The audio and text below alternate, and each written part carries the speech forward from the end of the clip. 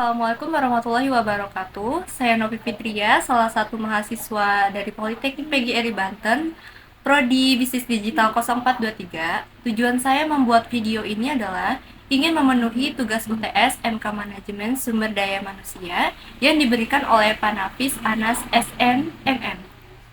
Oke, di sini saya akan menjelaskan materi tentang pendahuluan perilaku organisasi, karakteristik biografis, kemampuan. Yang pertama, perilaku organisasi. Perilaku organisasi adalah sebuah studi yang mempelajari individu maupun kelompok yang ada di dalam organisasi.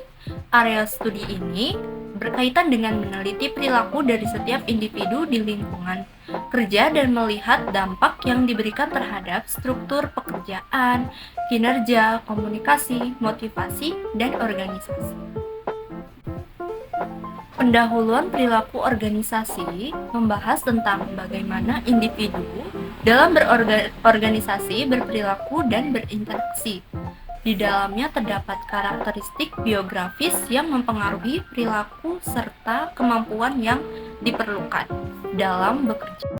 Kemudian ada elemen perilaku organisasi. Yang pertama, manusia. Manusia mempresentasikan sistem sosial internal organisasi. Terdiri atas individu atau kelompok tertentu. Kelompok itu dapat berjumlah kecil atau besar, informal atau formal, resmi atau tidak resmi. Kelompok manusia bersifat dinamis, berarti mudah dibuat atau dibentuk, berubah dan terpecah atau bubar. Setelah berkelompok, manusia akan menempuh berbagai cara supaya dapat mencapai tujuan dan target yang hendak dicapainya. Maka, organisasi justru hadir untuk melayani masing-masing orang, bukan sebaliknya. Yang kedua, struktur. Struktur merupakan hubungan setiap orang yang ada dalam sebuah organisasi. Mereka yang mendiami organisasi akan memiliki peran berbeda dan mempunyai hubungan tertentu satu sama lain. Struktur biasanya mengarah pada pembagian kerja agar setiap orang dapat mengerjakan tanggung jawabnya guna mencapai tujuan organisasi. Semua saling berkaitan sehingga pencapaian tujuan lebih terkoordinasi. Selain pembagian kerja, struktur organisasi juga menunjukkan kekuasaan. Maka mereka yang berwenang harus menjalankan tugas sesuai kewenangannya dan orang lain dalam organisasi wajib mematuhi wewenang tersebut. Yang ketiga adalah teknologi. Sifat teknologi tergantung pada sifat organisasi sehingga akan mempengaruhi pekerjaan dan kondisi kerja perusahaan. Bisa dibilang teknologi dapat melahirkan efektivitas sekaligus batasan pada setiap orang dengan cara masing-masing. Yang keempat, sistem sosial. Sistem sosial menawarkan lingkungan eksternal tempat organisasi tersebut bergerak.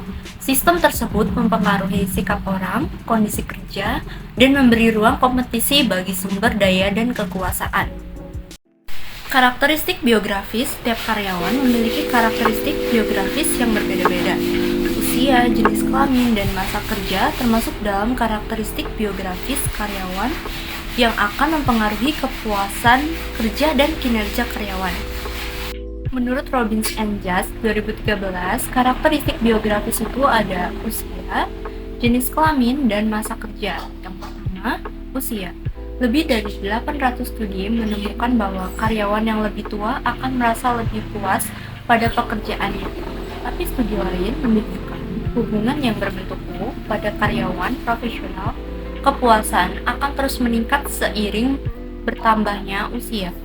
Sebaliknya, pada karyawan non-profesional, tingkat kepuasan akan turun pada usia setengah baya.